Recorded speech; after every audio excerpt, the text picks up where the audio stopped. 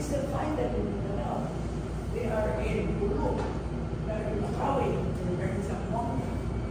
And they're still existing. As I said, going back to history is what formed the kind of values that we have. And I said that we're a product of colonialization. Kaya sinasabi ko na mahirap na puro ng values.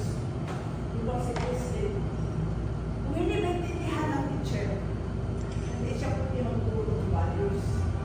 Kasi mahirap siya. Mas madali magturo ng English. Mas madali magturo ng math. Yung just study at formula and always English and study grammatical rules. But values are only